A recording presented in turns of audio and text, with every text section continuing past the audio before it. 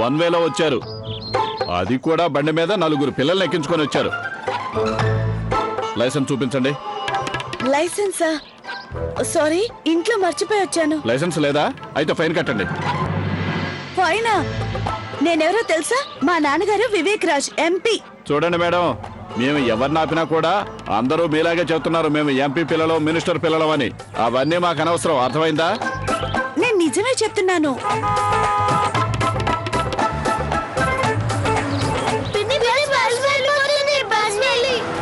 Bus మీరు మర్యాదగా అడుగుతున్నాను, ఫైన్ కడతారా లేదా? అరవకండి, నేను చూసుకుంటాను. ఎంత చెప్పండి, ఫైన్ ఎంత? మేడం, మీరు 3 రూల్స్ బ్రేక్ చేశారు. మొత్తం 500 రూపాయలు ఫైన్ కట్టండి.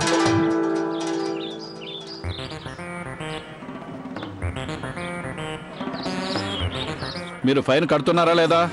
చూడండి, మీరు పిల్లల మీద ఎందుకు పగబట్టారు? తప్పు చేసింది నేను కదా, శిక్ష వాళ్ళకెందుకు వేస్తారు? మీరు చేసింది ఎంత మాత్రం కరెక్ట్ కాదు. అంటే అంటే మీకెంతమంది పిల్లలు? 2 పిల్లలు. అయినా పిల్లలకి దీనికి సంబంధం ఏంటి? ఈ పిల్లల స్థానంలో మీ పిల్లలుంటే అప్పుడు మీరేం చేస్తారు?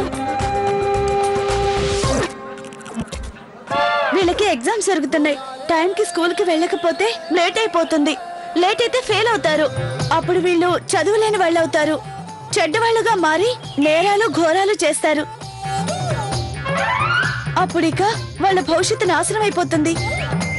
బబ్లీ, పిన్ని ఏం మాట్లాడుతుంది? సరే పిల్లలు, వెళ్ళండి, బాగా చదువుకోండి. మేడం, ఒక్క విషయం మాత్రం గుర్తుంచుకోండి, ఇంకొకసారి ఎప్పుడు ఇలాంటి పొరపాటు చేయకండి, అర్థమైందా? ఇంకెప్పుడు చేయను. సారీ. సరే వెళ్ళండి. పిన్ని, మీరు అబద్ధం ఎందుకు చెప్పారు? మీరు రూల్స్ బ్రేక్ చేశారు, అంతేకాక పోలీస్ కి అబద్ధం చెప్పారు.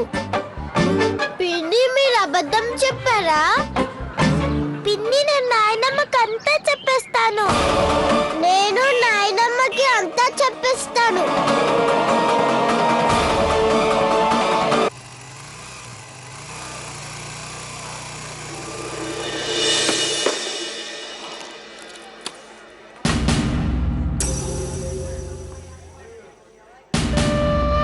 అరే, ఈ స్కూటీ ఆయన ఏమైపోయారు? ఈ తాళం ఎవరికి ఇవ్వాలి? తాళం మళ్ళీ ఇస్తాను. ఓ భగవంతుడా, నన్ను నువ్వే కాపాడాలి. నేను పిల్లల్ని స్కూటీ మీద తీసుకెళ్లిన విషయం ఎవరికీ తెలియకూడదు. తెలిస్తే చాలా ప్రాబ్లం అయిపోతుంది.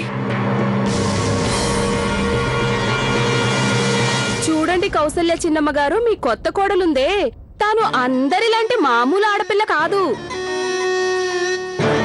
ఈ రోజు తను ఏం చేసిందో తెలుసా? ఇదిగో ఈయన గారున్నారు కదా, ఈయన బజార్ నుంచి స్కూటీ మీద సరుకులు తీసుకొచ్చారు. వచ్చిన వెంటనే ఆఫీస్ కి బయలుదేరాలి. ఇంతలో మీ చిన్న కోడలొచ్చి దూరింది.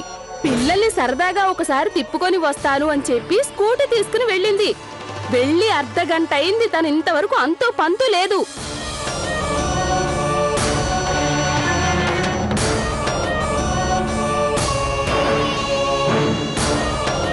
ఇక ఈ రోజు ఈయన ఆఫీస్ కి వెళ్ళినట్టే ఈయన గారి యజమాని జీతం కూడా కట్ చేస్తాడు. చెప్పండి.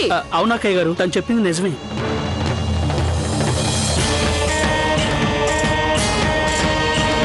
అదిగో చూడండి, లవ్లీ వచ్చేసింది.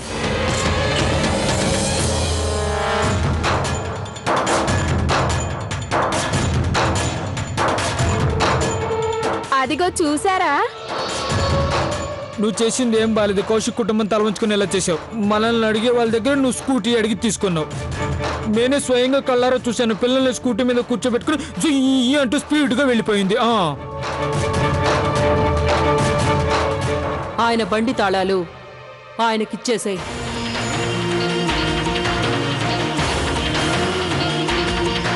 థ్యాంక్ యూ బాబు, మమ్మల్ని మన్నించు. మా వల్ల నీకు ఆఫీస్కి లేట్ అయింది. ఏమీ అనుకోకు, త్వరగా వెళ్ళు, లేదంటే ఆఫీస్కి ఇంకా లేట్ అవుతుంది. అలాగే అండి. అలాగే కౌసల్య చిన్నమ్మ. అమ్మాయిలు స్కూటీ తోలటం ఏంటో. అందరికీ విషయం తెలిసిపోయింది. ఈ రోజు నీ పని అయిపోయినట్టే.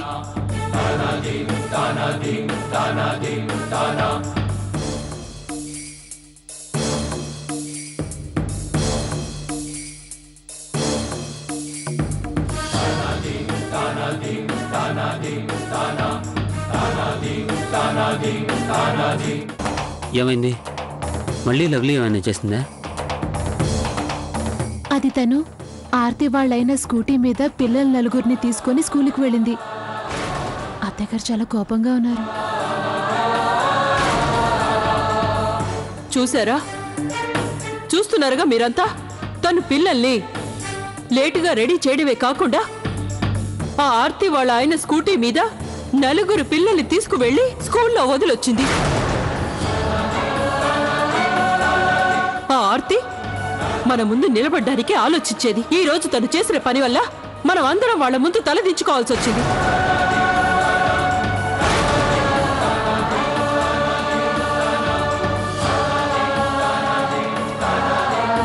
అరే కిట్టు చూశాడు కాబట్టి సరిపోయింది.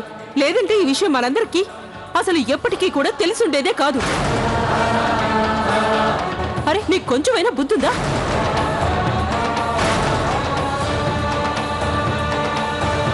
అది అత్తయ్య, పిల్లల్ని టైంకి స్కూల్కి తీసుకెళ్ళాలి కదా అని అలా చేశాను.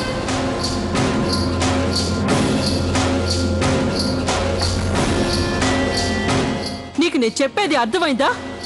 ఇంట్లో అందరూ ఎంత కంగారు పడ్డామో తెలుసా? నువ్వు ఈ పిల్లల్ని ఎంత అజాగ్రత్తగా తీసుకువెళ్ళావో. అత్తయ్య, దయచేసి నన్ను క్షమించండి. నా వల్ల ఇంట్లో అందరూ టెన్షన్ పడాల్సి వచ్చింది. నేను పొరపాటు చేశాను. పిల్లల విషయంలో నేను కొంచెం జాగ్రత్తగా ఉండాల్సింది. నేను కనుక వాళ్ళని టైంకి రెడీ చేస్తుంటే ఇలా జరుగుండేది కాదు. ఏమండి చూసారా? ఈ పిల్లకి మనం ఏ విధంగా చెప్పినా అర్థం కాదు. అందుకే అత్తయ్య, మనం నేను చేసింది తప్పే. నాకు శిక్ష పడాల్సిందే. అందుకని నేనే శిక్ష విధించుకుంటున్నాను. ఒక వారం రోజుల పాటు బైక్ మీద ఎక్కడికి వెళ్ళను. ఎక్కడికి వెళ్ళాలన్నా నడిచే వెళ్తాను. బస్సులో కానీ ఆటోలో కానీ అస్సలు వెళ్ళను. అంతేకాదు, నేను ఒక్కదాన్ని ఎక్కడికి వెళ్ళను. ఎక్కడికి వెళ్ళాలన్నా ఎవరో ఒకరిని వెంట తీసుకెళ్తాను.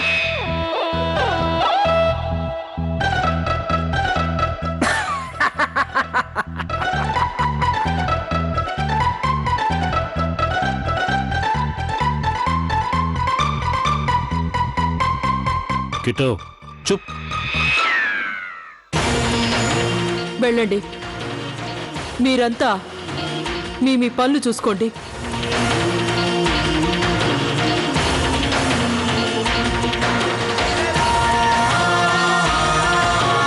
ఏంటిది? అత్తయ్య గారు ఏం చెప్పట్లేదు. ఏమండి, మనం కూడా బజార్కి వెళ్ళాలి కదా. వెళ్ళండి, త్వరగా వెళ్ళి బ్యాగ్ తీసుకురండి.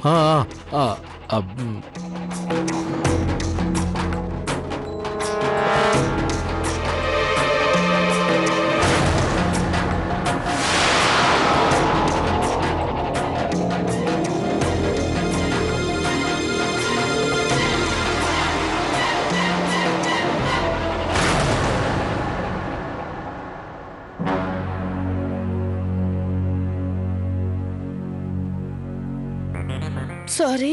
ఇప్పుడు నువ్వు సారీ చెప్పాల్సిన అవసరం లేదు. కార్తీక్, నువ్వెందుకు కోపడుతున్నావు? పిల్లల టైంకి స్కూల్లో దింపాను కదా.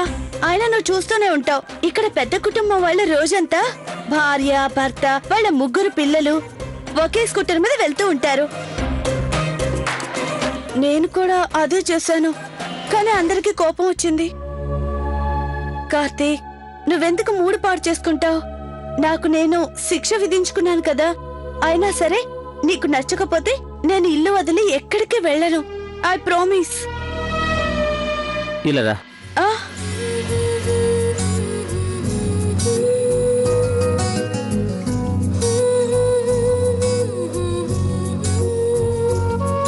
ఇంకొంచెం దగ్గరికి. నీ ఫేస్ కొంచెం అటువైపు తిప్పు.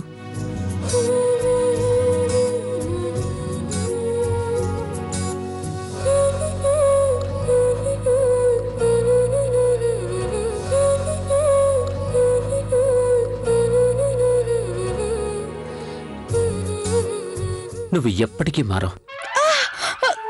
కార్తీక్, గట్టిగా మెలేసావు.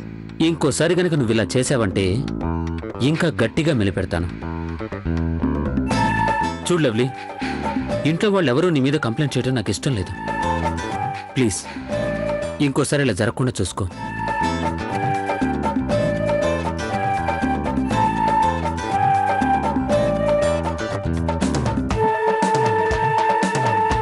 ఇవాటికి బతికిపోయాను. అందరి ముందు నాకు నేనుగా వేసుకున్న శిక్ష సంగతి ఏంటి? ఇక ప్రతి చోటికి నడిచే వెళ్ళాలి. ఏం చేయాలో ఏంటో.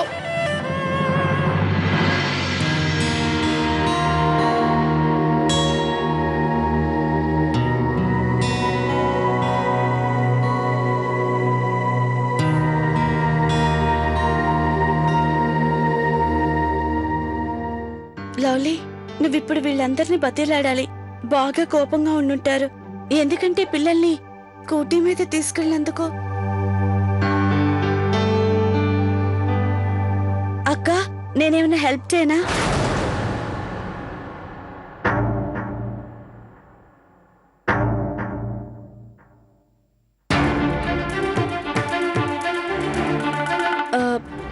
అక్క,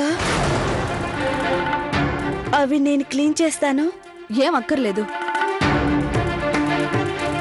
అది వదిలేవు.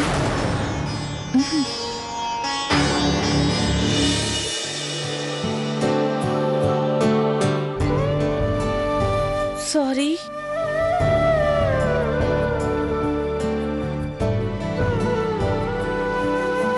ఈ విషయంలో గనక నేను నిన్ను క్షమించాలి అంటే నువ్వు నాకు ఒక మాట ఇవ్వాలి. అదే, పిల్లల విషయంలో నువ్వు ఇక మీదట జాగ్రత్తగా ఉంటానని.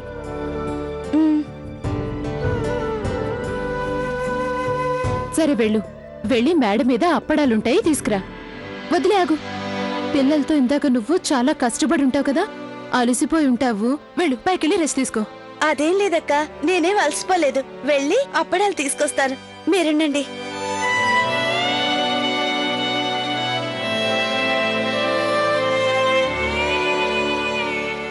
మీనాక్షక్క, ప్లీజ్ తన మీద మీరంత నమ్మకం ఉంచకండి. చూసారుగా ఈరోజు తను ఏం చేసిందో. అంటే లవ్లీ చేసింది ఒక రకంగా తప్పు, ఇంకో రకంగా చూస్తే కరెక్టే కదా. ఎందుకంటే పిల్లల్ని టైంకి స్కూల్కి పంపించింది. తనది తప్పే ప్రియా. తనొచ్చి కార్తీక్ గానీ లేదా ఇంట్లో ఇంకెవరికైనా చెప్పుండాల్సింది. వాళ్ళు కార్లో పిల్లల్ని స్కూల్లో దించేవాళ్ళు. అది నిజమే. అరే మీరు వదిలేయండి పోనీ. అది తనేదో కంగారులో అలా చేసేసి ఉంటుంది. మీనాక్షి, పిల్లల విషయంలో ఏదైనా సరే ఆలోచించి చెయ్యాలి. పిల్లల్ని పెద్దల్ని ఒకేలాగే చూస్తానంటే ఎలా? మీరు చెప్పేది నిజమే అక్క, కానీ కొంచెం సమయం ఇవ్వండి, నేను తనకు అన్నీ నేర్పిస్తాను కదా.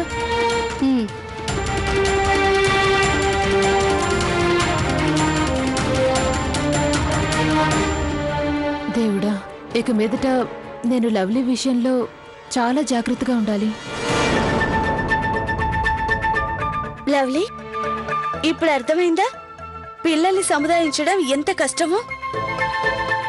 ఇప్పటి వరకు పిల్లలు దేవుళ్ళు అనుకునేదాన్ని, కానీ ఈ రోజు తెలిసింది వాళ్ళలో దెయ్యాలు కూడా ఉంటాయని. మీరు రూల్స్ బ్రేక్ చేశారు, అంతేకాక పోలీస్కి అబద్ధం చెప్పారు. పిన్ని, నేను నాయనమ్మకి అంతా చెప్పేస్తాను. వాళ్ళ ఇంటికి రాగానే ఇంట్లో వాళ్ళకి ఏం చెప్పొద్దు అని వాళ్ళకి నచ్చ చెప్పాలి. ఉదయం నుంచి పనిచేశాను, పిల్లల వెనుకలు తిరిగి తిరిగి నేను ఇంకొంచెం సన్నగా అయిపోతాను. చాలా అలసిపోయాను. నేను నేను కొంచెంసేపు రెస్ట్ తీసుకుంటాను.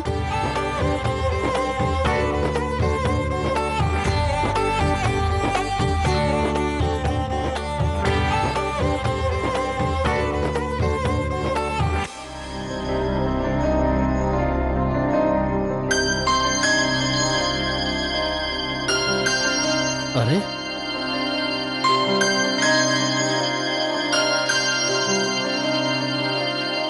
లవ్లీ, అది అది నేను పని చేస్తున్నాను. కొంచెం నీరసంగా అనిపిస్తే అలా. మళ్ళీ నువ్వు దొరికిపోయావు. మీ అత్తయ్య గారికి ఈ విషయం తెలిసిందంటే కోపంతో నీ మీద విరుచుకుపడుతుంది. మావయ్య, ప్లీజ్ అత్తయ్యతో చెప్పకండి. నేను నేను మీకు హల్వా చేసి పెడతాను. అత్తయ్యతో అస్సలు ఈ విషయం చెప్పను. అరే లవ్లీ, నేను సరదాగా అన్నాను. నిజంగానా? నేను ఇప్పుడే అప్పడాలు తీస్తాను. ఓ పని అయిపోతుంది. ఒక్క నిమిషంలో అయిపోతుంది.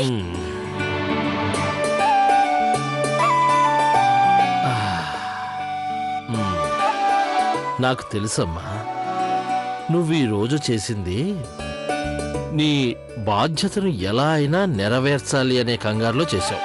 అందుకు ఈ ముసలి మామగారికి చాలా సంతోషంగా ఉంది, చాలా సంతోషంగా ఉంది. శభాష్ తల్లి.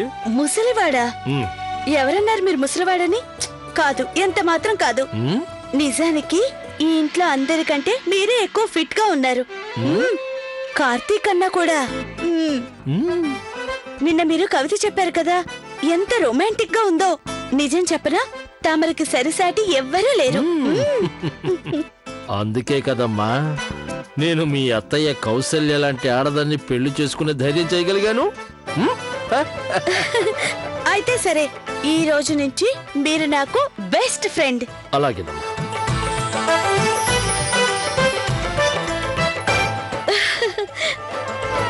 అది సరేగాని అమ్మా, ఈ రోజు నువ్వు ఆడపులి లాంటి మీ అత్తయ్య నోరు మూయించావు.